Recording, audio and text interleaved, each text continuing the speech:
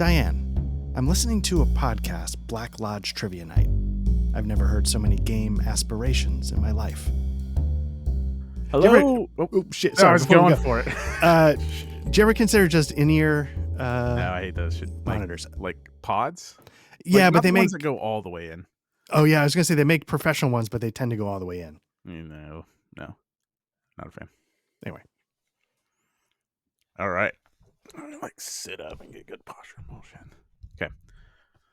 Hello and welcome back to Black Lodge Trivia Night. It's been a while since we've been able to get together. Since the last time we were together, we've completely abandoned RPGs and adopted Go as our monthly game of choice. yeah, So we'll we're be now talking Go Go podcast. strategies. And all our listeners just say go yourselves. So what are the two colors in Go? Right, exactly. How you doing, Art? I'm doing okay, man. It's good to chat with you again. It's been a little while, but I've been doing fine. How have you been doing? Pretty good. It's double good to talk tonight because it's the fifth Friday, which means for the first time in a while, we're back to damn fine coffee. Mm-hmm. Yeah. Good. So we've done one of these before, and it's just our discussion. We're not playing anything tonight. We're just chit-chatting, talking RPGs, what we've been playing, what we think about them, all that kind of stuff. Right. And but before we get going on that, did you want to do a little Twin Peaks trivia? Absolutely. It's been too long. All right. I'm gonna lay it out there. This one is potentially difficult, but you say that every time. All right. So I'm gonna start it this way, and it's not intending to be intimidating, but in season 2, episode 8. Okay. Ben and Jerry Horn are sitting around chatting, and they are reminiscing about their first bedroom. So this is a multi-stage question, and the real question is what I'm going to get to at the end, but I'll break it down just to make it a little more interesting and maybe a little, I don't know if harder or easier, but do you remember the two things they describe remembering in that bedroom? No. A bunk bed? Bunk bed. Yes. Bunk beds are one of them. Okay. Can you think of what might be the other one that they remember about their first bedroom? And I'll give you a hint. It's not specifically furniture. Paint? Like the color of the room? No, they remember their babysitter dancing on the hook rug with a flashlight. Okay. Which is why it's a little... And then here's the second part of the question. The babysitter's name was Louise Dombrowski. And they sort of go, oh, Louise Dombrowski. In real life, the actress who played Louise Dombrowski is actually a blood relative to a very famous Hollywood movie director. Do you want to take a guess at who the director is that she's related to? Does this director have a criminal record? The director does not have a criminal record, but he does make very famous movies. Maybe his most famous is about a criminal. It's not a real life criminal. It's not Tarantino, is it? No. It is David Fincher. Oh, nice. Okay. Yeah. His sister is crap. Yeah, his sister plays. I don't know if she's normally an actress or she was doing something on set, but she stepped in for this sort of, you can't even really see her face. She sort of just dances in a silhouette with a flashlight. And okay, I was gonna say I gotta pull it up because I don't. Yeah, it's season 2, episode 8. And I think it's sort of like that sort of choppy show. I was like, I don't even remember her showing up. Right. It's sort of like that choppy, that choppy slow-mo that they do in Twin Peaks a lot of the time. So it's not really a fair question. But I just thought it was kind of cool that David Fincher's sister made a cameo appearance in Twin Peaks. And so then I contorted everything to try and make a question out of that. Gosh, I hardly remember that scene. So I actually didn't remember that scene at all. When I was just sort of trying to Google around to find little interesting factoids about the show. But okay, well, David Fincher, most known for Mank. That's right. And maybe the best film in his entire catalog. Let me guess. Alien 3. What? It's Alien 3. No, I'm kidding. Did you work on Alien 3? Yeah, he directed Alien 3. It was his first feature. A lot of people hate it. He kind of hates it. And now, but you are an Alien 3 fan, like unironically. Unironically, yes. Yes. Okay, so what's your favorite Fincher? My favorite Fincher, that is a good question. I got to say, start to finish, it actually might be The Social Network. Ooh, okay. Okay. He can write, but you just get a world-class script, and it just I don't know, that I watched it again a little while ago and I was just blown away. I was like, whoa, I forgot just how good I thought every moment of this movie was. So I might say The Social Network. Okay, so I'm gonna take I can see Social Network. I'm gonna take like the popcorn one, and just because of how impactful the book was, and not impactful is like it shaped me, Mm-hmm. but the book kicked off or helped kick off a genre, and that's Right. Gone Girl. Mm-hmm. I love Gone Girl. Like Fight Club, sure, that's fine, but Gone Girl, maybe it's like doesn't hold the same artistic value as something else. I don't know, but I sure as heck enjoy it. So It's fun. It's a really yeah, fun, I think fun. they captured the book extremely well too. Yes. Yeah. That I give him a lot of credit for, because you're reading the book and all of a sudden you get to the twist and you're like, oh, and then in the movie they kind of get you to go like, oh, like even when you know it's coming. So Plus a Gone Girl, Kansas City native, the author. oh, right. Jillian Gillian Jacob. Flynn. Jillian Jacob. She's on Community, I think. All right. So there you go. That is You ever our accidentally mix up an actress's name and it's like you accidentally say the porn star that shares a very similar name? And it's Oh, like, you wait, mean because I heard someone on it was a comic book podcast, right? So right. this was the Comixology podcast, Yeah. and they were talking about, um, oh my gosh, who plays Captain Marvel? I gotta Google it. Oh, Brie Larson. Okay, so they said, I think there's a adult film actress with Larson in their name, and Do I play it cool or do I play it ignorant? right, but he said it on like Comixology. He's like, oh, this will be played by adult film actress's name. I don't even remember who it is now. I'm just like, okay, all right, buddy, look at you. And then like didn't correct it, like just kept going on. But it's like it wasn't even just like a ramshackle podcast like us. It was like the Comixology podcast, which at that Right. time had already been purchased by Amazon. So it was I feel like that's the pro move. You just keep talking. yeah, right. Everyone knew though. Yeah. Oh yeah. Yeah. And our real diehard fans are like, the adult film star's name is like they're screaming like, come on. Oh man, that's good. All right. All right. So we discussed adult films. We got our trivia out of the way. So yeah, let's talk about solo RPGs. I feel like, just to recap for the listeners, like if not everybody wants to check out the actual plays, I understand that. But just to recap what we've done, we started the whole thing off with a solo RPG by Peter Schultz. I think the company's name is Candlenaut, and the RPG is called Entity, which is a sci-fi. It's very, I don't want to say it's like The Martian because it's a lot more fantastical in its sci-fi setting, but it's the idea of you're stranded on a remote sci-fi setting and it's how you survive.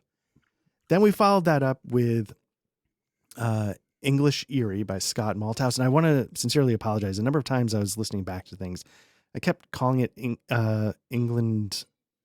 I kept flipping the words Eerie, around. England, I think. Eerie, England. So I'm very sorry. It's English Eerie, which is a much better title, and the actual title. And we played that twice because once we gave it a shot together, we thought, hey, this gave us some ideas of riffing on how we might want to approach it.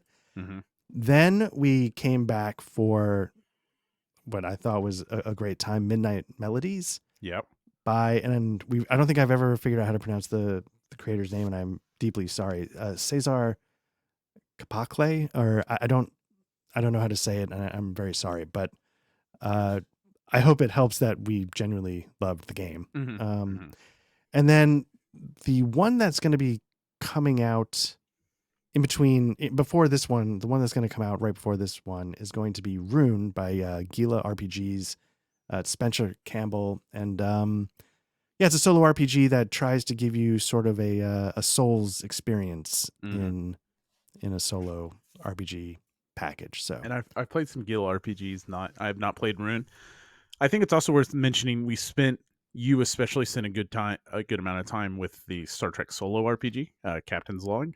And yes, then we also read through and were ready to play Mirror at Hill House, which is the co-op follow-up to the solo RPG Portal at Hill House. right.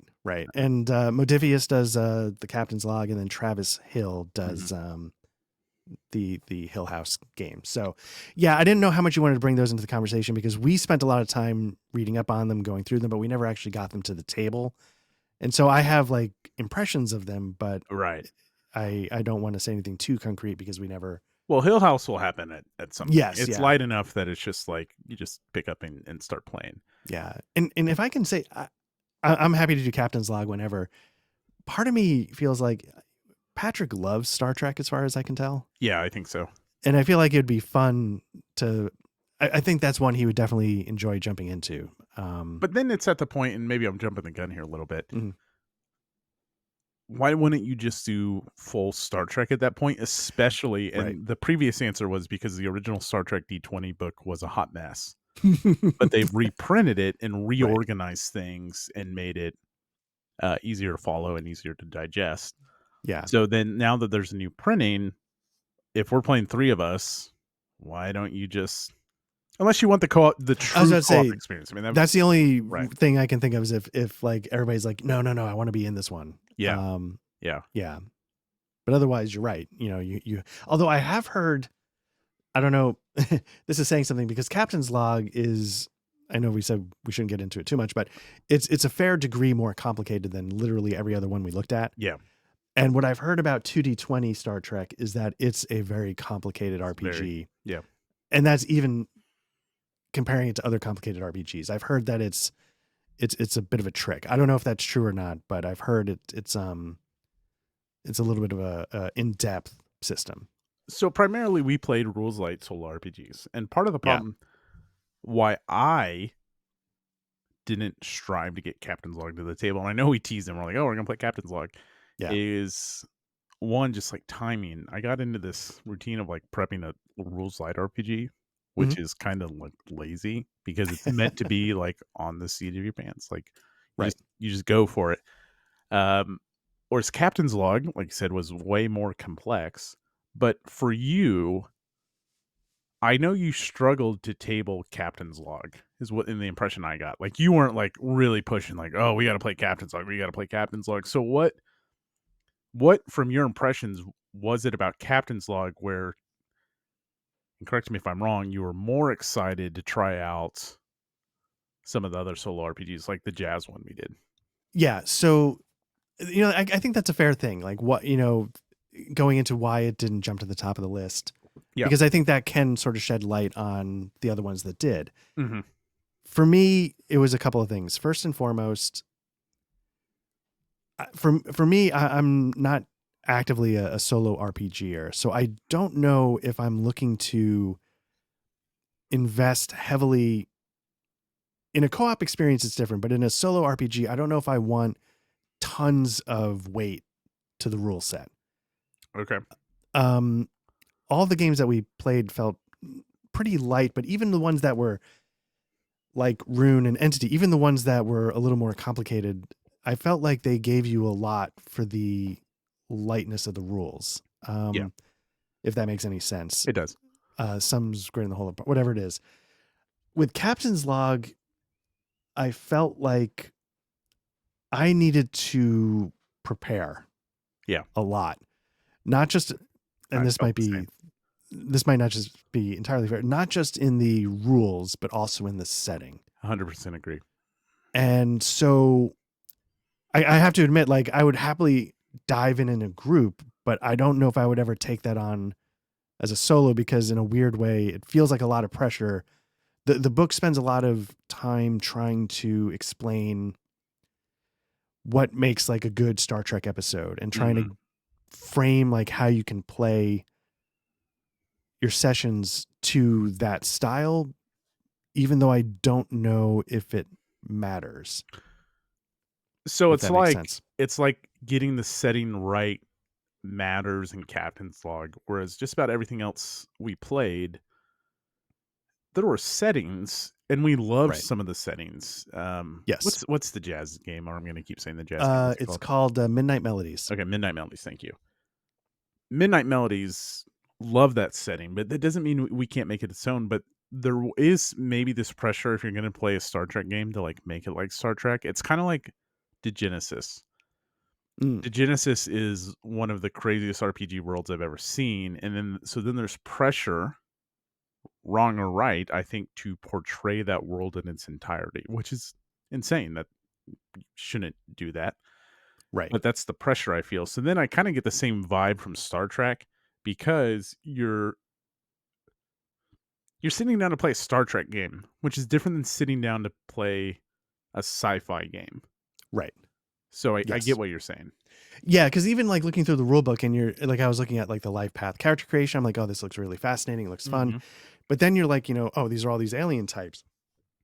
And it gives you like quick snippets of what the aliens are, but I don't know what they look like. I've never heard of 99% of them. And so and it's not something just like, oh, just make it your own in a sense, because it's a thing. It's a known property. And I can You make it could my make it own. your own. You could Right. make it your own, right? But Yeah. then it's like this weird pressure, like even though you're doing it solo, but we would be doing it co-op. Right. But I would feel if I was going to present a Star Trek story to someone, and I like Star Trek. I'm just not the biggest Yes. Trekkie. I don't stick with it. Whatever. Um, if I said I'm going to run a Star Trek game, and I'm like, oh, these are the Blorps from Planet Zorp, and they do this, this, and this, and then some Trekkie is like, Blorp would never say that. How dare you offend all of us? And no one Right. would do that. No. Um, and it would be fine to take the Star Trek Captain's Log and make it Star Wars Captain's Log. No one's going to arrest you for that. But I Right. agree, there is like this weird kind of pressure, and that's completely self-imposed. Yes, yes. At the same time, though, it's self-imposed because if you don't adhere to the details, if you don't love those details, I could go play, Yeah. Zozer's solo hostel setting, right? Yep. Or I could do Traveler solo, or I could do uh, homebrew, which I've done, mixing and matching different games. So I feel like when I choose to play Star Trek Captain's Log, it's I want it to be Yep. a good Star Trek story because I love Trek, but like you, I'm not a hardcore Trekkie, so I don't know what I don't know. And so when it's like now, just when you feel the pressure to start filling in the details of the story because you've rolled a couple of random tables, I wouldn't know how to fill those details in. Yeah, I felt a need to watch all the Star Trek seasons Yes, prepping Captain, yes. and I did. I got back into the Next Generation, like I'm Oh, nice. early into that, so I'm like, let's watch the Next Generation. Let's watch some of the new stuff, and I really like the new stuff, Yeah, and it's great, and I'm enjoying watching it. But I was like, I need to do this before we play this, so it's like, let me spend 1,000 hours of prep watching TV before we play this. right, Like one night. right. And maybe that's part of why I'd want Patrick there because he could fill in because he seems to know it a little more. Sure. But at the same time, yeah, I just would feel like it would to do it justice. If we're gonna pull Captain's Log for Star Trek Hmm. off the shelf, we need to do the Star Trek part of it justice, or else it might as well be anything else. Um, There's another podcast, and we've talked about them, Lords of the Dungeon, and one of mhm. them played a Star Wars game that had all the Star Wars trappings, but their characters were basically Muppets in Star Wars, Oh, I heard them talking about this. which Yes, sounds yes, brilliant. So like then I feel like then you're respecting the lore and right, Star Wars stuff, but it allows you to like pervert it a little bit, right? Like you change it yeah, into Muppets in Star Wars, and all of a sudden it's like, well, it's okay that you did that because you're a giant Muppet and you're not right. um a, a baby Yoda. I know he's got a name, but Grogu. yeah, thank you. So let me ask you another question, Art. That's why Captain's Log didn't work. And one thing I've been thinking about is what, and this carries over to war games and board gaming and Hmm. video games, although it's different answers for each of them. What makes, what about a particular solo RPG makes you want to play that? Because to me, that's an experience that requires a lot of effort. Solo RPG is not normally my thing. I know a lot of our time was co-op, but you did actual solo stuff. I did too, right?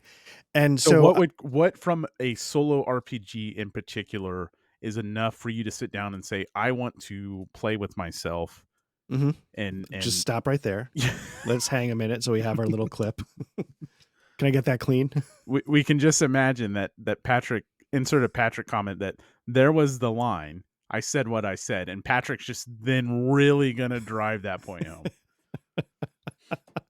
Lobster pot. Yeah. Uh, yeah. So for me personally, the two I specifically chose to tackle because, and they were Entity, the first one I mentioned, and Rune. Mhm. Entity is a sci-fi game where, again, you're stranded on this very mysterious alien world. You're alone, and it's all about survival. Think a little bit of like a much more sci-fi, fantastical The Martian, Mhm. right? So the gameplay loop essentially consists of choosing your overall mission. The first mission I chose, I think, was to increase my power supply capacity, so I had more energy in stored. I could bank more energy. Then you sort of roll a table, see where you're going. Roll a table, see what happens. Roll a table, see what you find. And if you have a lot of success, roll a table for some extra stuff, or maybe, that's an oversimplification, but that's the basic mechanics. And what I appreciated about it is that there's not really much interaction. Um, like if you and I were to have tried that cooperatively, it would just be like, do you want to roll this table or do you want me to roll this Yeah, table? right. And then, the gameplay consists of, managing the numbers. And you manage the numbers long enough, you get to check a box. You manage the numbers long enough again, you check the next box, and eventually you develop this sort of story that's made up of these like hidden revealed secrets. And so that's sort of the basic idea. And but the story itself is not collaborative. When I started playing, what I would do is I would try and fill in the blanks, like, oh, maybe I'm walking along this, river made of liquid mercury, and then I slip in. And by the end of it, I was just like, okay, bang table, because I realized the connective tissue wasn't important. It was all about sort of managing these Okay. tracks. It was a mechanical exercise Right. so that I could unlock the greater mystery. And so I feel like, that's sort of like reading a book in a way, and I mean in a good way, like, oh, let's find out what happens. Right. But there's nothing that, the ones that we did together, I was more excited to because they were so narrative driven, Mhm. and it was really all about a collaborative story. But now, what about you? Like, Yeah. I know you jumped in on those two. Have you ever looked at others or? Well, so here's what I think I've like what makes me play Portal at Hill House completely on my own. What makes me enjoy Midnight Melody? What made me enjoy English Erie, Erie England, whatever, English here? Yeah. English Erie. Um, and I think what it boils down to for me is for a solo RPG, for me to actually sit down and go through the process of playing a game solo like that is it needs to be relatively rules light, but with interesting conflict resolution. Hmm. And that can be chuck and dice, whatever. Just I need to be doing something, one to get that randomness, and two but also have some player utility, right? Like it can't just be flip a coin and see what happens, and you have no control over it. And then the more important thing is the one characteristic all those things have in common is the strong setting and backdrop and the presence of a mystery. Yes. Portal at Hill House, like love that setting, this ominous house. Why are you there? You're confronting like your own, like you can make it this thing where you're confronting like your own feelings and make it like how dark as you want it to be. I really like that. Midnight Melody, we talked about how great this premise is, that you are the Grim Reaper's investigator and you have this great backdrop of collecting these jazz notes to build this tone and melody. And then with English Eerie, we talked about how we both like horror settings where setting is almost a character in itself. The horror the place is so important to the story unfolding. And those are the things that grab me. Ironsworn is an amazing game with great conflict resolution, great mechanics. And I know you build the mystery by answering the questions and you present the problem yourself. So it could be whatever I wanted it to be, but it's a little less. I want to play that to explore the mechanics. Right. Even though, again, Ironsworn can be what I make of it, I'm exploring these solo RPGs on my own because of the mystery and the setting that the mysteries are in. Now, I would do something like Rules Light, like I don't know, like maybe a sports one or something like that. If it played quick enough, I'd do it. But the ones that I would actually really want to table on my own and go out of the way and take the time to do it would have those things in common: interesting conflict resolution, a strong setting with a strong sense of mystery, and if it's got a darker, creepier feel, that's a kicker, but it's not a requirement. So Yeah. that's the type of solo RPG I actually want to table. Yeah. And to be honest with you, that is to some degree Entity, and to a greater degree Rune. They're sort of very mechanics focused. Entity, it has the mystery of what's the overall story. Right. And you can't really replay it, but that's okay. I don't think everything has to be replayed. And then Rune is very mechanical in that, like it's all about the combat, but it has this sort of interesting environmental storytelling where you end up filling in the cracks, so to speak. It says like, yes, there's the guy here and there's a knight there and a necromancer, but you can sort of, And then piece you form together. your own story from that. Yeah. So So that it's, almost like in a Souls game where mhm, it's a lot of showing, not telling. absolutely. Yes. And Right. so for me, based on what you were saying, like the sense of mystery, part of that sense of mystery to me is, having something unexpected come up. And in a solo, if I did English Eerie or Midnight Melodies 100% solo, I think I would miss that surprise, if that makes sense. Because I'm the one who ends up thinking, maybe I wasn't thinking I was going to think that, but like, so Yeah, like, that's your sense of surprise, is how you surprise yourself. Like, ooh, right. what interesting twist can this story take? You don't know it, like you don't have to rely on the prompts and cues in Hmm. English Eerie.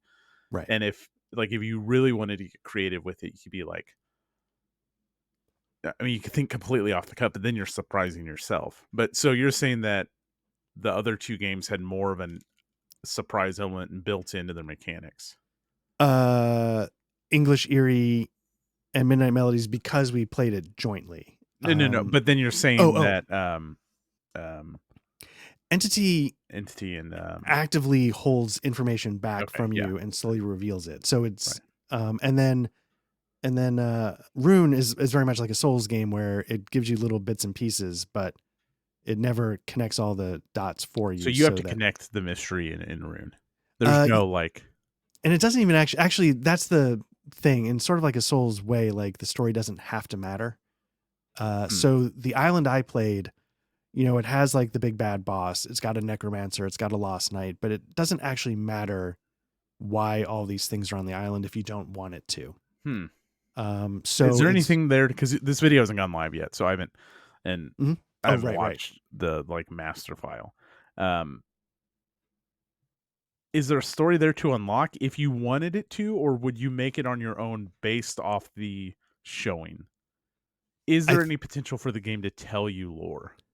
uh, not expressly. I think the rule book even says Hmm. directly, I leave it vague so that you can fill in the gaps. So it ends up being very much a mechanical experience. And then because I like Souls games and I was getting enough Souls vibes, I started making connections that I would make when I would get the lore in a Souls game wrong. But Yeah. I was sort of doing that same thought process. Okay. So what I love in a Souls game is all of this showing. Hmm, I don't know. I'm trying to think. Like Bloodborne, even if you Mm, ignore the showing, you're gonna get told some information. yes. Like it's inevitable. With Dark Souls 3, it's almost all showing. Right. There is some telling going on, but if you kind of ignored all the showing, it really doesn't matter.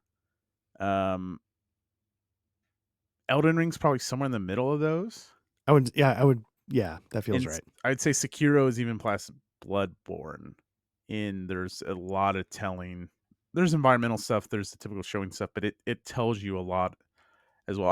I'm like trying to think out loud. Like, um, it's closer than to me to like a Dark Souls game. But all of those still have something to tie it all together. I want to play Rune. Mhm. But I still I want someone to tell me a story sometimes. Like I want Yeah. yeah. So I'm So Entity Set guessing. is very interesting because there is a story to be told that I'm not creating. Sorry, what was that last part? That I'm not creating. Like, of Right. course, in like Midnight Melody, to a certain extent, you're telling the story yourself, but there's still a story that you are helping to tell. Right. Whereas it sounds like in Rune, you are telling the story.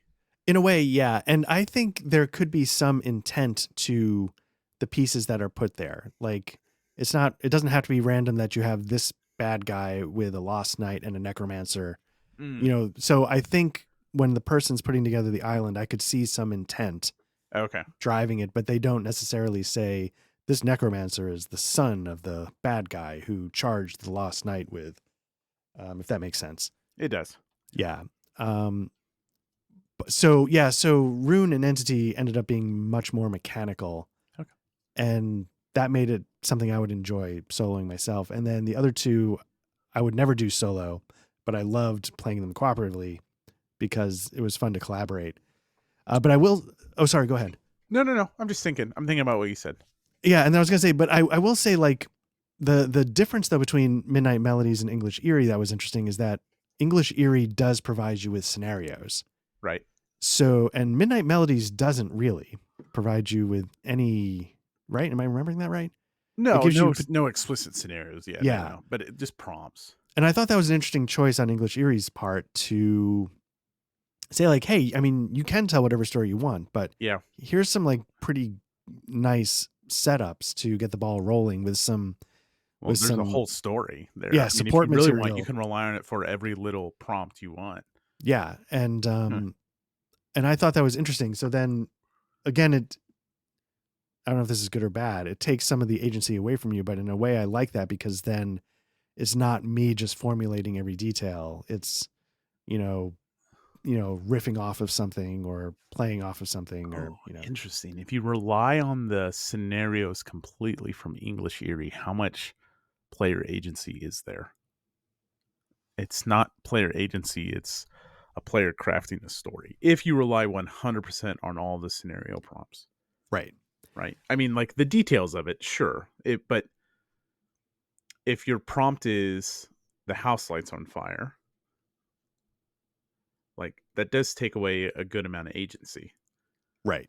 Um, but also, if you're playing a solo RPG, it also depends on what your objective is for telling that solo RPG, right? Is it to sit down and make it this creative storytelling exercise with some RPG elements, or is it to play Entity? I don't, and there's not a right answer there, right? Like, because it can be both.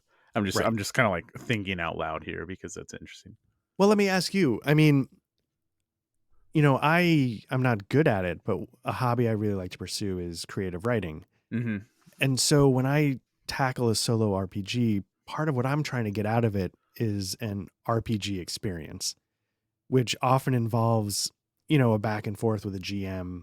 And so the two solo RPGs that I played alone, I thought had a really nice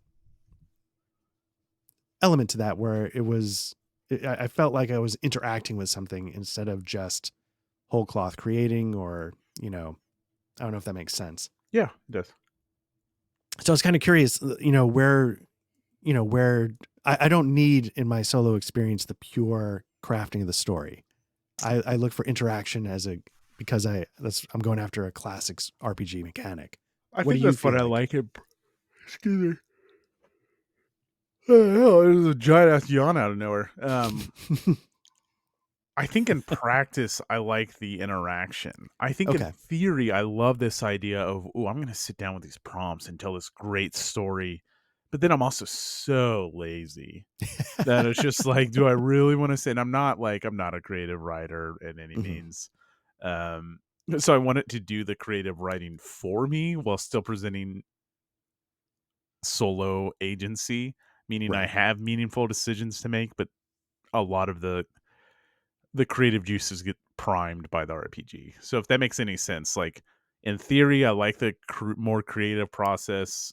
This is more of a creative solo or collaborative storytelling experience. In practice, it's probably something more interactive, like you said. Like Midnight Melody is so cool, but the more loosey goosey, so you can play that in a couple different forms, like the loosey goosey approach where you just kind of like do whatever the hell you want. I don't think I'd ever sit down to do that. Right. I absolutely would not. I would, if I were ever to do either thing, it would be with the structure, but I don't even know if I would. And I say that the stories that we ended up collaborating on for English Eerie and Midnight Melodies, I thought I had a blast, but I would never do that solo. I would only do it in a group because, well, and then it sort of ties back to, say, Star Trek, when we were talking about that. Because say I were to do it solo and I was using all these prompts and I'm trying to, use it as like this, get the juices going to tell a Star Trek story. I think when I was talking about that pressure is because at the end of the day, I would look at it and say, this sucks because I don't know. This is a terrible Star Trek story. Where I felt like Midnight Melodies, English Eerie, we told good collaborative stories in those Yeah, genres or I think we did too. For a bullshit take that doesn't really matter, I think I Mhm. would do those things if we didn't live in today's society. Meaning, I have all this, I have all Right. this, I have all this, Yeah. I have all that. There's a TV up there. If this was 1963 and I had a stick and a hoop and a solo RPG, then I would Right. solo RPG the shit out of it, you know? I understand that more things existed than a stick and a hoop in 1963, but the point stands. If I Right. was bored out of my mind, then yeah, I'd appreciate it. But I don't know. Does that make sense? Like, Mhm. there's Yeah. so many Yeah. things demanding our attention that I can play something that gives me immediate feedback, Right. which we crave. But if I was a more like creative writing type, all of these would be so recommended. Like they're all great. It's just that's not the person I am. So Mhm. as with you, I would say, or I'm assuming with you, I enjoyed the collaborative co-op solo RPG, and even hacking a solo RPG to do co-op stuff, more than I have any past solo RPG experiences. I would agree. And I mean, I've never done any solo RPGs until this last month and a half because honestly, like the whole fun for me in an RPG is the other people. Yeah, So if I want to play a solo RPG, like you were just saying, there's other stuff. I can get that. I mean, not literally, but I could play Baldur's Gate 3. I could go play play a Souls game. I could play a Souls game if I, wanted. So I will say though, Entity and Rune. I they almost had like a board game quality to them Oh, nice. that I'm much more inclined to solo board games, based on, the hobbies that we come from. And so it felt very natural to be going through Entity and doing the thing and seeing how it played out. Much more, even so with Rune, because it felt more board gamey in the moment. Maybe they need Um, that. I mean, that sounds mhm. appealing. So here's the other thing, and this is just a very real. I'm a millennial, and I'm not going to do anything unless someone says "Good job, pal." So, like, let's just be honest. Right, Like, right. if no one's going to read my solo RPG adventure, chances are I'm not going to do it. I kid, but also I'm like partially serious because that's how we operate. Like, it's Right, right. But no, I get it. Yeah, sad, it's but it's like true. and that's it. Yeah, I just journaled an RPG and no one here, like the tree falling in the forest. Yeah, my And wife will feign an interest. I mean, she'd be interested in like I'd probably like tell her about like oh like and then I came up with this cool thing like she'd support that and be interested, but and I don't know, maybe I'm just like extremely privileged to be in a situation where like I can do other things that like say give feedback or mhm, whatever. yeah. and I don't need constant affirmation and praise for what I do, but it's kind of like, why, at the end of the day, why are you sitting down to do this? And it Right. gets back to that mystery. The why I would realistically sit down to do it is to unfold some mystery, Right. um, because I want to know. And so it's got to be interesting enough for me to actually do it. Otherwise, I don't see a lot of reasons why. It's been really hard to continue to do anything with Iron Sworn because it's like, well, okay, this is kind of cool. I've gone through the mechanics. I really like what this game's doing. I would really like this game more if I was doing it with someone else because then it gives it purpose. And again, Yes. not everyone's in that situation. So Right. maybe Right. all they can do is solo RPG. Again, I understand. But for me, yeah. Yeah. Well, two things. One, uh, isn't it amazing, like our life partner's capacity for feigning interest in like the oh my Absolutely. God, can you believe In what happened? every They're like, I fucking know, hobby right? I have. um, Oh. that's amazing. Yeah. Pat on the head. Thank you very much. But the other thing, so I've Ironsworn. Is it Starforged? Is that Starforged, yeah. yeah. So I've never played Ironsworn, but I have played Starforged, Mhm. and I've only played it in a group, and I had a blast Mhm. because as you're sort of rotating through who's calling the shot, it creates that surprise, or it could create that mystery because again, they throw something out that you hadn't thought of, and now you're like, oh man, and in a minute I'm gonna have to connect that. What does that even mean? Like, and then you're sort of solving a little sort of micro puzzle in the moment. Yeah. And I kind of hope Ironsworn collectively would do that too if we ever Sure. get to play it as Sure. a group. But like you, I'd probably never do it solo. Right. Even with the oracles throwing out things, they feel vague enough where I'm like, okay, well, I'm still coming up with. Right. But so let me ask you a question. Of the English Eerie Midnight Melodies, do you think they would provide you with a way to unravel a mystery if you were to just sit down with a notebook one day on a rainy afternoon? Midnight Melodies, yes, just because it has the random table potential where I could still Right. surprise myself with the mystery. Who's behind this? And it's like, oh, you get a mysterious name, and then it's on me to be like, what's their deal? Like, remember, I came up with, like, I got the Baron Smithy impression, and then it's Right. like that would be cool to unravel for me. To like, what kind of demon could I potentially come up with? What like that for English Eerie? Not me personally, because I'm not really capable of surprising myself. Now, there are people who will play solo RPG, and I've watched people who are like, "Oh, and then this could potentially happen." Maybe they rehearse it before, I don't know, but they're like thinking off the fly, and it does legitimately seem like they're thinking through, and then it's like, "Ooh, and as a twist, let's do this."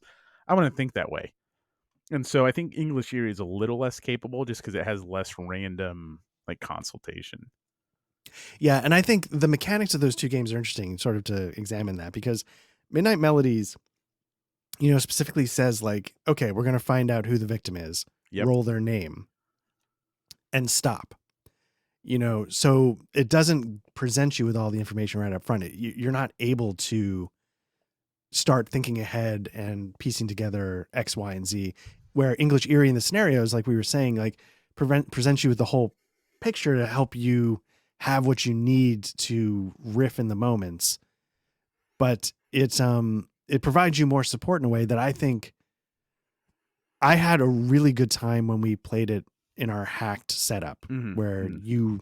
because then one person could hold the information back Yep. and the other person could still help fill in the gaps, build the world, whatever, but there was something held back, and Midnight Melodies builds that in a little bit to the Yeah. mechanics. English Eerie is a few random tables short of being just that much better, you know? Hmm. Hmm. Just for the surprise factor. Now, what if we played it as it's intended and you journal and then you come back to it in the afternoon? Oh yeah. Maybe then you can build your own. Maybe then I could surprise myself because I'm in a different mindset. I've thought about it Right. more and be like, then I can come up with my own twists. But in us, when we played it in an hour and a half, it's boom, boom. Another bystander gets hurt. Another bystander gets hurt. Right. Another bystander gets hurt. But if it's like another bystander gets hurt and then you go through this process and you talk about what it is and then you leave it that's I don't know. Maybe that's a better exercise. I don't know. Yeah, Still a and good that's game, but oh yeah, yeah, and that's very much like a creative writing process. sure. And that's part of the fun for me, at least when I do write, is like, oh, I didn't realize that was going to happen until I started Hmm. writing it down, and then like a lot of people who write, they like to outline, they like to Yeah, index cards, whatever they're going to do, and that's the smart way to be efficient. But I will say it is possible to surprise yourself if you're like writing something and you just go for it. sure. Um, but there was something I was going to say, but uh, yeah, it's interesting the idea that English Erie does not provide any random tables. It gives you sort of these very. I mean, you could roll on it. They give you 6 That's options true, for this, but like if they give you 6 options, you're going to use 4 of the 6 if you rely on it. So it's right? That's true. And now when I go to a game like Entity, which is basically wall to wall random tables, mhm. I ended up not paying too much attention to the results of those random tables. It was Hmm. sort of like it doesn't even matter what the flavor text is. It's just I need to roll my engineering, and if I don't, it's going to cost me 2 because they were so the setting I think sets itself up for all these flavor text things to be incongruous, but it also made it so that I stopped trying to piece it together moment to moment because I was having so much fun just managing the numbers and the mechanics. Do you ever play like Sports Sims, Stratomatic, Hockey Blasts, any of those? No, I've always been curious about those. So what's interesting is, and again, it depends if I'm playing solo, like if I'm playing Shirko baseball with an opponent, like Right. you're just playing and you are consulting these random tables, but the random tables give you the results, and then like you can't help but then tell the story. Right. Like like oh, George Brett dives and he catches it and he's out and whatever, and then he turns a double play. Like you and the tables lend themselves to that. But then I'm also thinking like sometimes I sit down and play like Hockey Blast, which does tell this, and sometimes just like, all right, let's see what happens. But then Right. also even playing solo, sometimes there is a little bit more creative juices going on. Like I want to imagine more of the play by play going on, not just by like, all right, result, result, result. I'm not just like chucking dice constantly. Although like sometimes I am like, all right, let's wrap this up. I've been playing for 30 minutes. Right. But I do I'm just kind of thinking because that's very much a solo RPG experience with more of Hmm. a game structure to it, right? Right. Um I don't know. I'm just thinking like sometimes I do take on the more like creative narrative, but not every time. Right. I don't know. Well, and that also sort of raises the question, like, you know, when you said like a little bit when we're trying to do it in an hour and a half and an hour and a half, like I think part of the thing for me is what we're going back to. I don't know if I would ever dedicate extensive time to like circling back around to Star Trek. That feels like a game that is meant to be played for a while. Yeah. It has Absolutely. a very nice life path character creation system. It's not just choose 3 stats and go. Mhm. It really felt like, a labor of love to Star Trek so that a genuine fan could just dive in and imagine They could play a being in that career world. and Exactly. run logs for, Yeah. Yeah, they could do 7 seasons of Next Generation and, truly have these epic journeys where, people change, like they grow, they retreat, kill Wesley. they just opening move, you just walk right up to him and airlock Captain's him. log. I've done it. I've Spaced killed him. Wesley. He gets a lot of hate. He's so bad early on. I don't know if he gets better, but good night. I feel because like no kid actor. Um. Anyway, yeah. Uh. Wesley I just catching strays from Black Lodge Trivia Night. And everyone else. I mean, everyone hates Wesley. right. Well, it's I got okay. So this isn't important, but it is the most important. What's your favorite Star Trek? So again, without ever seeing any series to completion, it's really hard to say. I have a lot of nostalgia for the next generation because the Star Trek movies of that generation would come on the Sunday afternoon movie in Kansas City. And it's this very distinct memory in my mind where it's about like 4 o'clock. maybe it's a little later, but the sun is like just starting to set. Like it's just turning to a new like hour. Like the light changes, but then it's hot and you're a little bit sweaty and you're laying on the floor in your room with the big like wood frame TV, and you have like a shitty connection into the wall for the Sunday afternoon movie, and it's like, now back to the Sunday afternoon movie. And one of those was Star Trek whatever. And so the Next Generation is that memory for me, so I always hold this special spot. Plus, at the same time periods, they'd also just show Next Generation reruns on WB or whatever it was All the back in the day. time. So that holds so much nostalgia for me. I really like the new stuff, just all of it. I haven't started Picard yet. I've heard that Picard has rough moments, but they stick the shit out of the landing. So That's I'm what I've gonna heard. watch Yeah. Picard. Yeah. I like both both the two new main series, Discovery and and Brave New Worlds, Brave New World, Brave, Brave New, yes, something like that. something. Yeah. I Yeah. like both of those a lot, actually. Nice. Very nice. What about you? For me, it's I've never seen Deep Space Nine, by the way. So right. So for me, the top is Next Generation. That's the one it was sort of the first one I was able to get into. Original Star Trek reruns were not really a thing when I was a kid. So the Next Generation came on, I don't know, was it like 88, 87, something like that? And so that was the one I could watch sort of new, without having to, you couldn't track it down that easily. So I don't remember if I could even really get into the original. But I thought, and this, I don't know if this is going to sound elitist, but you can tell that Patrick Stewart is an actor, yeah, and so for whatever else is going on in that show, you have this anchor yeah, that so is true. a Shakespearean class act, like nothing against Shatner, who is a great Captain Kirk, but he's not like, Right. we could give him anything and he's going to act the shit out of it, So Picard, like, you could have whatever going on and he would be such a good actor that he could ground it, or he could, make it empathetic, or, whatever he needed to do, he could do. So Deep Space Nine, I watched a little bit, had a similar thing because the Cisco was also a very good actor. Right. They started getting really good actors, I think, to lead the shows. But for me, it was Captain Picard, so it's Next Generation. Nice. Um, Good. neither here nor there. No, yeah. I mean, we're talking But Star Trek. Why not? anyway, I guess so. At the end of the day, what did you think of the games that you played? Yeah, and all of us to talk about. We didn't play Portal or Mirror, Mirror, which is right? the We didn't get to co-op that. of Portal Hill House, but like all of those are great. Um, but I think a lot of it is the collaborative side of it. Right. My first recommendation would be Midnight Melodies, Yeah. but again, just doing it with a friend, and holding back the mystery, like that was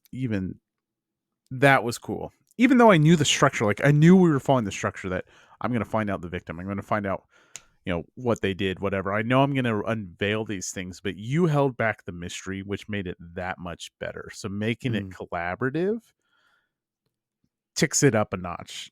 But right. all things equal, doing solo, I still really liked it. So yeah, I mean, it's all great. Yeah. Highly recommend them all. And I will say, like, for the people that didn't watch it, all the stuff that I held back, I used the game's mechanics to develop it. Like, I rolled, like, there's a list of words that you can generate.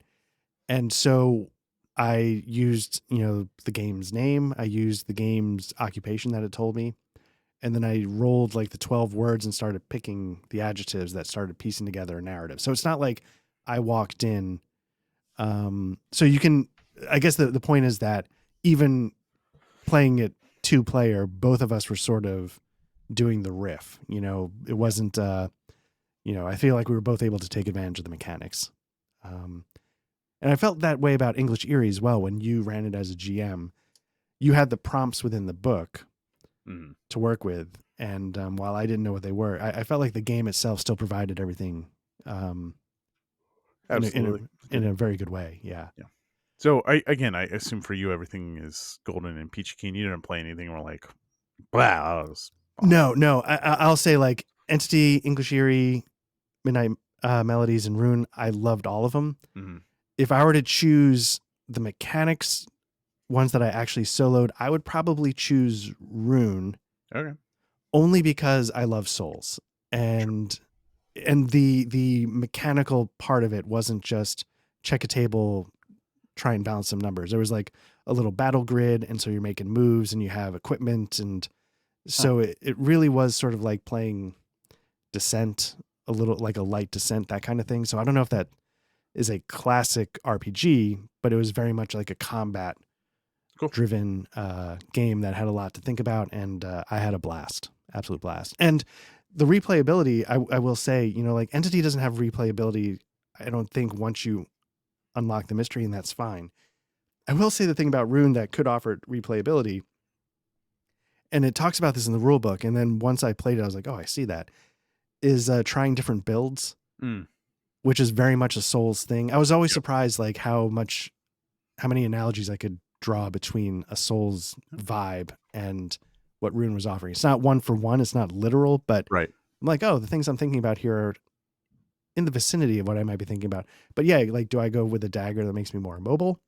Do I go with, you know, double magic? Do I go with like a heavy, you know, Unga Bunga Oonga weapon? boonga. Yeah. Unga Bunga? Of Yeah. course you go Oonga boonga. These are all sort of options you can I need to check contemplate. that out. And again, It, I like Guild RPG's stuff a lot. The score is oh, right. outstanding. Is Yeah, that the it's one same you've, guy. yes, yes, yes. You've talked about that a few times, right? And he's got a Monster Hunter game that is pretty sweet. I've not played it. I've wanted to play it. Oh, I don't know why nice. I'm grabbing it. It's up here. It doesn't really matter, but whatever. It's right here. Slayer. And then he Oh, did yeah, like yeah, yeah. a Wild West. So I'll hold it up for those watching. There's Slayers.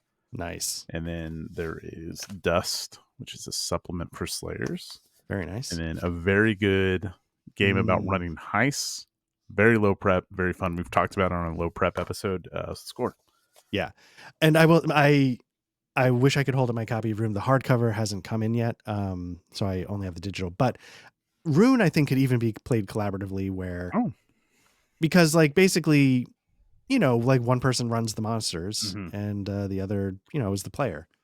So you sort of, you know, they try and describe, like, you know, in a procedural sense, like monster does this, monster does that, but you still have some room. Like, does it go here? Does it go there? Does it try and box you in? So you Sure. could sort of, you know, play it. Where Entity, I feel like, is the one where there's nothing really for two players to do except take turns rolling the tables, in my mind. Okay.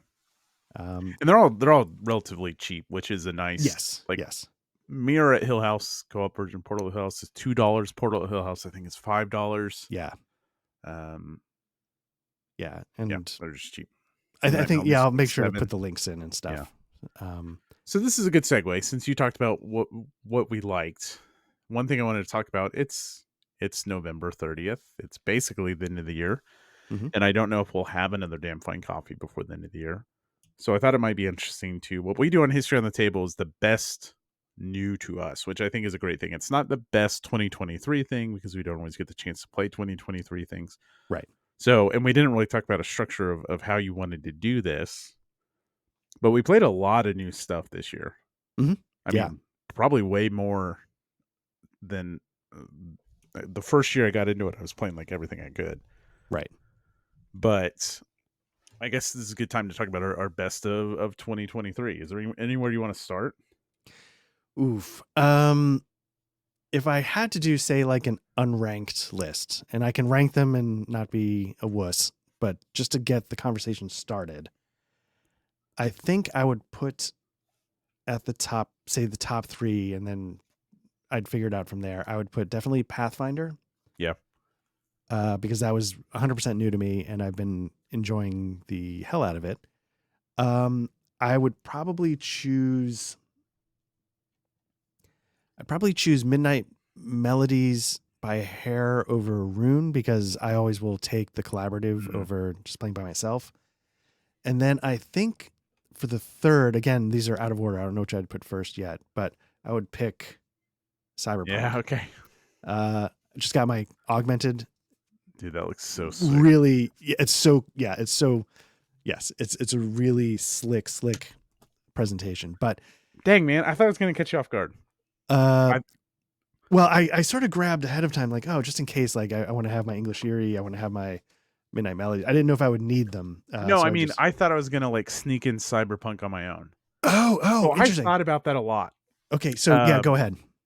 yeah, Cyberpunk makes my list at number 3. The more I think about it, the more because if I get over the like, you just got to drop the clock thing and just not use the clock for every challenge, and then Right. but that's not a Cyberpunk issue. That's a whole Blades in the Dark issue, right?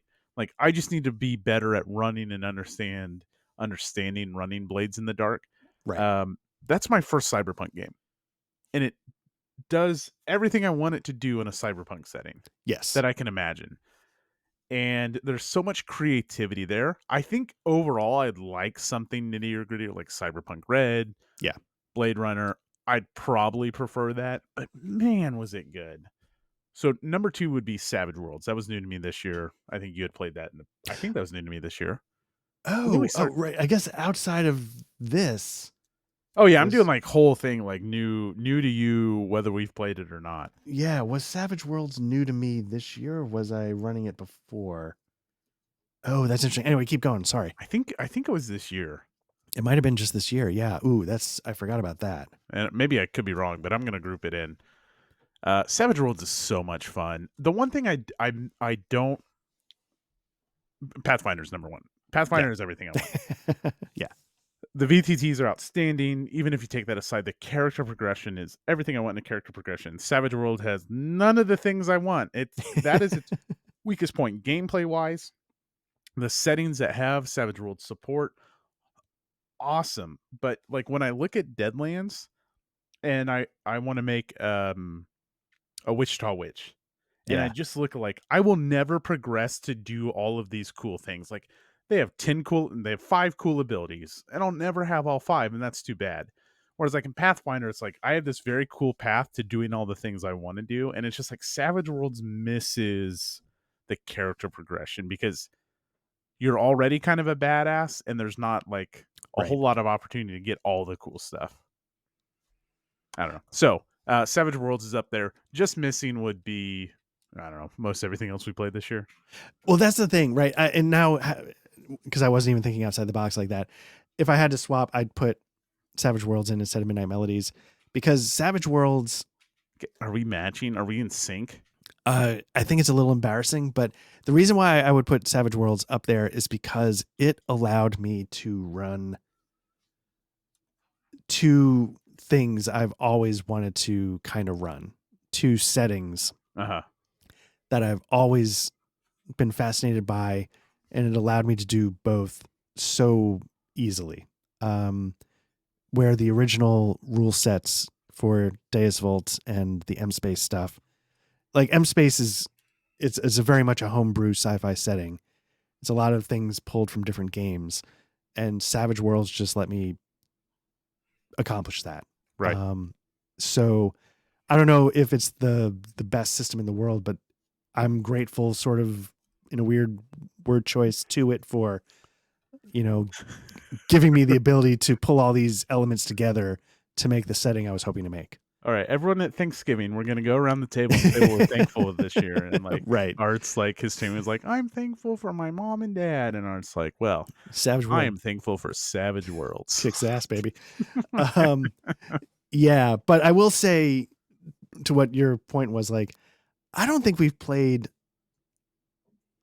I'll speak for myself. I haven't played a bad game in a long time. And all the things that we've done in the last 6 or 7 months here for Black Lodge Trivia Night, I've really enjoyed every single one of them.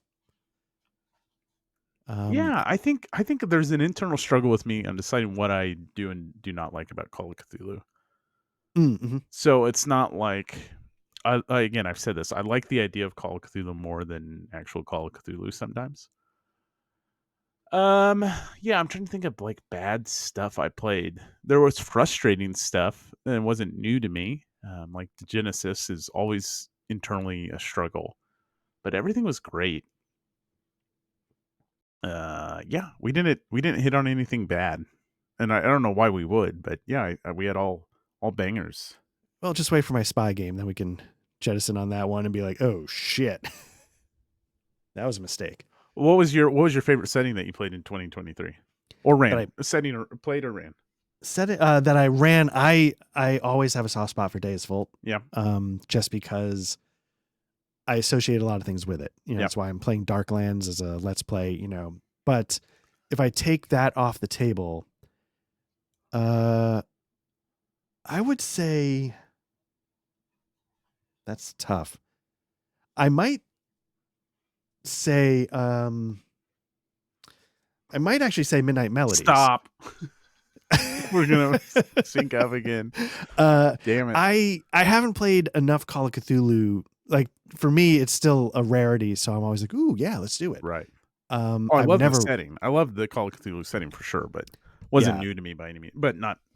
That's not. That wasn't. And you've ran a couple of things in it, Yeah. so I've never had that experience. So for me, it's always still a bit of a treat because it's so rare. But anyway, but Midnight Melodies, Yeah. just such. I mean, we were talking about when we were getting ready to play, like it's so strong in that evocative setting department that, yeah. So I assume now that I've stolen your answer. Yeah. Yeah. Look, the reason it's not Pathfinder is because Pathfinder is a very well done generic fantasy. Like I Yes. love the world and I love the writing, but it's still fantasy, you know? Yes. So, and it's largely generic fantasy. So yeah, it's Midnight Melody. Evocative is the word for Midnight Melody, and it rocks. Yeah. I will say, I don't know. So I have a lot of books on the shelf, obviously. And I was reading, there's a couple RPGs I've been sort of skimming through at the moment. And one of them is, I just picked up Swords of the Serpentine. Yes. Which Gumshoe. is Gumshoe Sword and Sorcery. But it made me think like, you know, I definitely have like Fall of Delta Green. I have Trail of Cthulhu. It just made me realize like there's a lot of that Cthulhu style stuff out there. And I often sit there thinking, I don't know if I need 17 different Cthulhu style whatevers. But then when it comes to fantasy, I have Pathfinder, D&D, Symbaroum, Middle Earth, Harn, Pendragon, you know, and it never occurs to me like, do I really need 17? Like, I don't know what it is about classic fantasy, but I feel like, oh yeah, I'll play Fantasy Age. Why not? One Ring, sure. You know, what's the other one? You know, Ironsworn, yeah, why not? Or Forbidden Lands, of course. I don't know what it is about fantasy where I'm like, or like Trophy, like, you know, they all have little things that are different about them, but they're not so wildly unique that. But for some reason, I'm just always like, yeah, sure, great. Yeah. I don't know what it is about like, oh, well, that's okay. I've got Realms of Cthulhu. I've got Call of Cthulhu. I've got, you know, Trail of Cthulhu. I've got Fall of Delta Green. You know, and I don't know what it is about Cthulhu where. Do you ever feel that way about certain genres or? If I look around, there's a shit ton of fantasy stuff, but it's more. I don't know. Like my interest varies so much. It's usually more of just like the flavor of the month, right? Right. Like I'm all horned up on James Bond, so let's get all the James Bond stuff. I'm all horned up on Warhammer Fantasy, so let's get Warhammer Fantasy, ignoring all the fantasy stuff. I'm all horned up on Call of Cthulhu, let's get all that, and then Fall of Delta Green does it different and more interesting. Let's get all the Fall of Delta Green stuff. So it's more the reason I have all the shit is just because I'm always changing. Yeah. And to that point, yeah, I also have Warhammer Fantasy. I also, you know, I have some of those other fantasy ones you just rattled off, and I'm like, oh, hell yeah, I need those. Is there, I guess, just, you know, not that it's important, is there stuff you've been sort of checking out recently? It's funny you mention that. So, it's so big. Look, and then this is long overdue. Sorry, this is not a pleasant view, but trust me, I think we got our thumbnail though. About knocked my Iron Man statue action figure over. What are we looking at? Okay, so first off,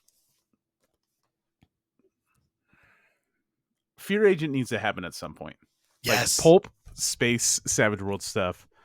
Bada bing, God, can't even figure that. Bada bing, bada boom. Delta Green, all this stuff we've already talked about this year. One thing I think I've talked about with you, Art, and presented before, and is on my 2024 list as must happen. Oh, yes. You've talked a lot about that. Yeah, so I'm I'm kind of not getting horned interested. up for this again. Pass. No. Pass. How No, dare you? I'm kidding. So, we've had I've had, and I think you've had, and I think Patrick has had a good, enjoyable experience with tactical combat and Pathfinder. Yes, very much so. So this is a what's the word? There's kind of like two versions of the game in here. There's a very tactical combat system, and then there's a way to role play everything else, and they're different. So it's like bipolar is not the right word, but you kind of get what I'm saying, right? Right. So this is mecha fantasy or mecha RPG, and there's some pre generated scenarios, but also people have been working on like full-fledged like campaigns with huge story arcs and lores that I want to like dive into. Yeah. There's great support. There's an outstanding Discord community. Yeah, it's Lancer. Nice. It's Lancer. This needs to happen. Nice. I need to snag a copy of that so I can start taking a look. I don't know if this can be found anymore. I mean, like the PDFs, Ooh. but they have like a limited print, and it's like gorgeous. I mean, I was gonna say, okay. I mean, if I gotta go with the PDF, I'll go with the PDF. But yeah, looking at that, that's pretty stunning. Art is just like, there's 6 different kind of companies for like what you can pilot, Right. and they each have like each organization has like their own identity, which gives their mechs their own kind of like characteristics. Yeah. I gotta say, that book is so good looking. I'm surprised you didn't accidentally say the name of an adult film star. Yeah. When you dropped Right. it. Yeah. Yeah. So I'm very interested in running Lance Steele. Yeah. Very nice. Yeah, that's I gotta say, I already mentioned Sword of the Serpentines. The other one I've sort of been checking out recently, going on generic fantasy. Why do we need so much? The Dark Eye. Have you ever heard of that one? Yeah, but not in an RPG context. It's not an RPG. This is a VHS case. No, it's Germany's most popular fantasy RPG. That's actually true. 5th edition and the Dark Eye. It's a German game, so it's got some some good crunch and some overwrought systems, and I've been enjoying reading it. But is there, as we get to the end of the year, because like you were saying, like, is there something that you've got on pre-order or that is going to be hitting your wallet that you're most looking forward to? Good question. It's kind of a broad question. Maybe it's, we didn't prep for this, so that might be tough to think of. Still waiting for my collector's edition, Will Gods of Appalachia. Oh, seriously? I think so. What? I need to see where it's at. Like, because, they have a weird system. It doesn't automatically ship. Like, you have to go in and check out when it's ready to ship. Yeah. Check that. That could be. But, do we need to bring the full weight of our fame onto the... No, they've been very apologetic. I'm not that upset about it. That's a good question, Art. I don't think so. I think for the first time in a long time, most of my like pre-orders and Kickstarters are pretty the Mothership box, oh yeah, will someday come out. Right. But that's already been paid for, so. Okay. All right. What about you? For me, let me just quickly, I have on order, but it hasn't come out yet. Just start scrolling from the bottom up for the listeners. Kickstarter. Like, wait a minute, that was from 2018. I never. No. You ever hear of a game called Orbital Blues? Yeah, that's Mothership, isn't it, or is it something else? It is Cowboy Bebop. Okay, I was gonna say, yeah. Then my second guess would be Cowboy Bebop. Yeah. Right. So there is a Cowboy Bebop RPG coming out, but they'll mess it up for some reason. Well, I feel bad saying this because it's a licensed. But for me, Orbital Blues is. Who is this? Have they done anything that I know about? I don't No, Oh, this I looks real good. I don't know. Yeah, right. I don't know anything about. It's called Soul Muppet Publishing.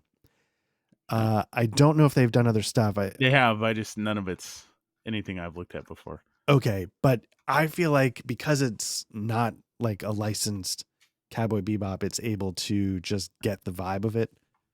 And I'm hoping it captures. So that's one of the things that I have out there. Ooh, they did a game called Gangs of Titan City, which is role playing in a grimdark, basically a hive city in Warhammer. Oh, interesting. But That you're actually like sounds lower level people, which some of the most interesting books on like Warhammer stuff I've read is just like the street level stuff. That looks, oh man, they did a. I'll post it in the Discord. oh They did a nice. cover of like a debossed pistol for it. Anyways, that's not the game you talked about, but I'm just looking at the other stuff they did. Gangs of Titan City looks Pretty sweet. good. So cool. I will have to take a look. But yeah, so that's sort of like, we talked about the things, that were new to us. And yeah, that's sort of the thing on the horizon right now that I don't have in my hands that I'm really looking forward to. Yeah, let me take a look at Nice. this. Okay, so since Nice. since I shared that, let me ask you this: what's the thing you're most looking forward to playing or running next year? We have a Let whole me, month left. I get it, folks, but yeah, but I mean, it's a write off. All the top 10 lists are coming out now. right. So let's see. I know what do we have coming up? I mean, we have a lot more Pathfinder. Yeah, We we have wrapping up Minnesota Otari, right.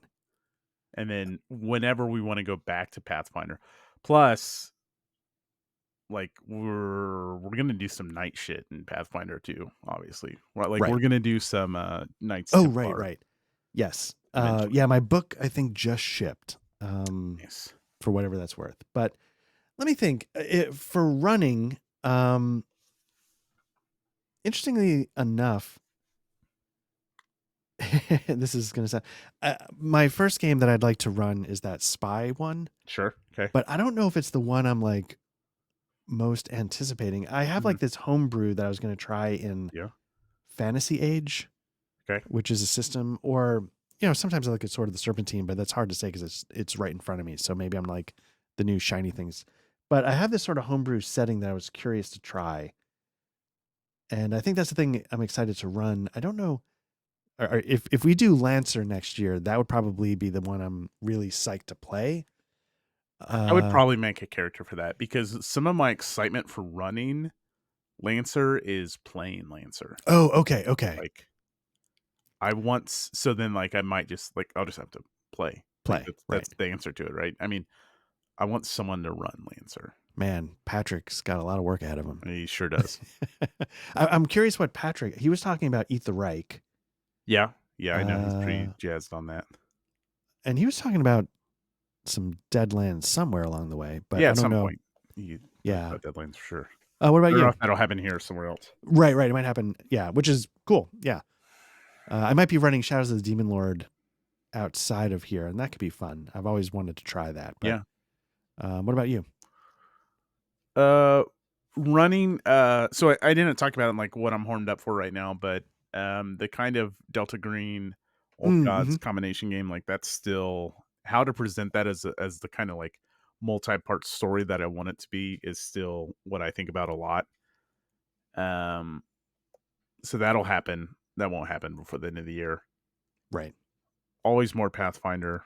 Yeah. Um, I'm looking forward to playing something ongoing that's mine to create. So Call of Cthulhu was a lot of fun, but that's not a character I'm really invested in, and it wasn't a scenario I was really invested in. Right. So I'm hoping, not to put pressure on anyone, that when we sit down, and I know Minnesota Rotary is a pre-made, so that's not really fair either. The next time we sit down for something, I want it to be, and it's okay to have like restraints in what we can do. Like I want it something that's like from beginning to end, and I don't have the constraints of a pre-made scenario. Right. Like I can be me and explore me and pull levers. Whereas there's when you take a pre-generated character in a pre-generated scenario in Call of Cthulhu, you're kind of boxed in, or I felt boxed in, and so it's been a Right. while since I've played something fresh like that.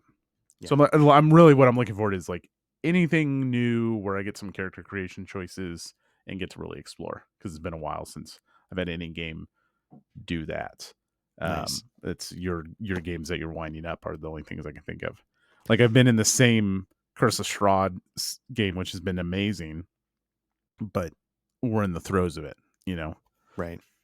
That's something I really we haven't really gotten to get into the real format of this exercise yet, because for me the part of the whole point of Black Lodge Trivia Night was that we could have longer things occur, but just in shorter chunks so that Mhm. we get breaks, we each get to try. But the idea, like all three of us running something longer, more involved, just doing the things you were just describing, I feel like could be really interesting where, like for a little while it's these two and then it's those two. Yeah. But then you get to come back to it or you get to abandon it if like, you know what, this wasn't the levers I was looking to pull. So I set that think aside. Pathfinder's it. It's just, like, Yeah. obviously Patrick's commitment is at an all-time low. Right. Again, I cannot question his loyalty any harder than we are right now. Right. And so, like, Um, it's just the timing's been off, right? And we yeah. knew Call of Cthulhu was going to be a one shot. So, like, you're right, we still haven't done it, but 2024 holds the Yeah. answers. And Yeah. And, it's kind of thing, you know, we know what we were doing when we bought the tickets. I say, let them crash. We knew Patrick was about to be like a right, dad. So yeah, we knew this was coming. So, exactly. anyway, Yeah, we have well, to give him a hard time. It's yeah, completely reasonable. we Yeah. are, yeah, contractually And I've obligated. been busy as shit. Art is the one holding all of this together with his dedication and stuff, which has been outstanding. But it's just been like, the one shots we just talked about were so great, but now All it's of like, them. now Yeah. I'm longing for something like, Yeah. I want a character from the ground up that I flesh out and develop and really, when we talked about character creation and stuff earlier, like when we were going through the Atari exercises and stuff, like I want to go through that process and I want to have a collaborative character building. And I understand that the spy game may not be that, because you kind of talked about like there's some constraints there with like how you crafted that, and that's fine, but just like something needs to come forward sometime where we're doing like a group character creation that we can all like kind of get involved in. Have you ever tried Fate, Um, the Fate system? no. Well, I've played, no, read through it some, yes.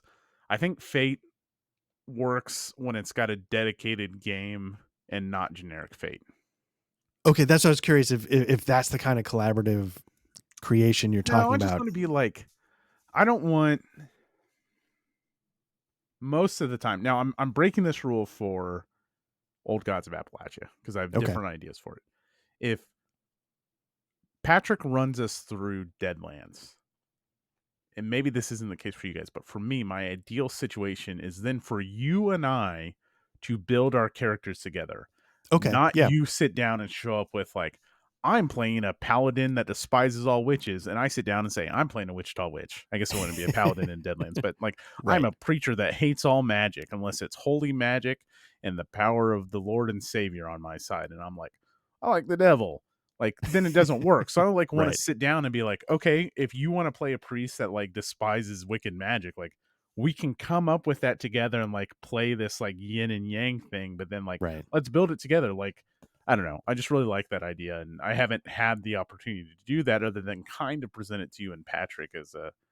But anyways, Do you feel like, I mean, what we're really craving because of all these systems we've been playing, do we just really miss a hardcore, good old fashioned session zero? um, Or is it not that simple? well, it's been a while since I've been on a session zero as a player Hmm. across all fronts. Because there was not one for Deus Volt Right. because you had already started that, and M Space was a blend. Like you and I did character creation together, but some people created their characters separate. Yeah. Curse of Strahd was just kind of show up with your character and like we made them work, which is Right. fine. I'm not like criticizing those things, but I don't know if I've ever had a really robust session zero as a player. Hmm. I'm trying to think, and maybe I did, but like we've done them for Alien and Otari and things like that, but that's like as GM. So Right, maybe it right. is. Maybe that's what I'm craving. I don't know. All right. We'll have to figure that out then. So what do you think? Did we solve the year in gaming 2023? Did we solve it? Did we crack it? Yeah, games are good. Yeah. And I just want to say, like, for whatever personally I was saying about every single one of the solo RPGs, damn fine cup of coffee, loved every single one of them, highly recommend every single one of them. It's just tough when you're discussing, you have to sort of frame and couch. It was a little more like introspective on what we like as gamers, less Yeah. commentary on the games themselves, because we've already told you they're great games. Or All of them. you haven't seen the Rune video yet, but It's they're all dog great shit. games. No. It's more just like, what do we like as gamers? Which maybe you just want to hear us talk about the games more, but tough. Now you have to deal with millennials confronting themselves, and that's awful. Well, what is it when you're old and do that? Is it just you're a megalomaniac, or I don't know if you're old. Like, does your generation even confront its feelings, or do you just like? I just push them down. I mean, exactly. I don't even understand what you're talking about. Right. I haven't felt anything since '83. So, when I saw E.T., God damn it. Anyway, so I guess on that note, you wanna take us out, or? Yeah. Hey, folks. Thanks for watching. If you're watching this on YouTube, make sure you give us a like and subscribe. If you're checking us out on a podcast feed, like and subscribe or do whatever you can there. Spread the word. Go follow us on the Zitter or on Blue Sky, or join our Discord. The Discord is now open to the public. There's a link down in the show notes. So basically, you can find us on all the socials. The best place to interact with us is going to be on Discord. We will be back next week with something. I have no idea. Yeah. But yeah, thanks again, Matt. This was great. Finally getting to catch up with you. Or were you about to say something? It's my daughter's Christmas program next Thursday, but she's like the first one's up, so it might be done at like 2:00. I don't know. So anyways, something will happen next week. Very nice. All right. Well, thanks again, Matt. And I look forward to talking to you soon. Thank you, Art. Thank you, Mom and listeners. Take care, everybody.